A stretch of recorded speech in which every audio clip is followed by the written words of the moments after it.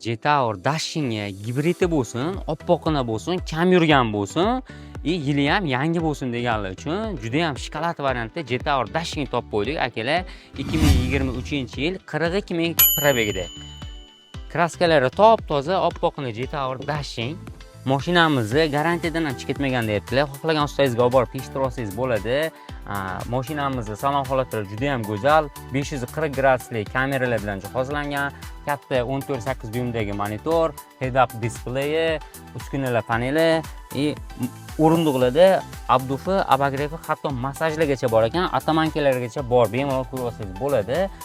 Salon holati bu oq Dashingga oq kombinatsiyalangan o'rindiqlar bilan jihozlangan. Ateng nakitkalar toqib qo'yilgan, lekin bittasini yechib qo'yilgan, sababi o'sha o'rindiqlarning asl rangini ko'rsatish uchun.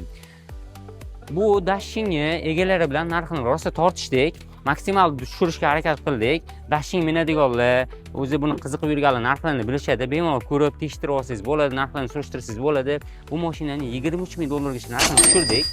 Egalar nomerlarini pastda qoldiramiz. Bemalol telefon qilib bog'lanib, talashib tortib, yana ham tushirib olsangiz ham bo'ladi. Bunaqa chiroyli narxdagi Dashinglarni o'tkazib yubormaslik uchun Inomarka Namanganga a'zo bo'lib, like bosib, repost qilib, kommentariyada sizga qanaqa mashina yoqadi qoldirib qo'ying. Maksimal darajada sizga yoqqan mashinani obzor qilishda davom etamiz.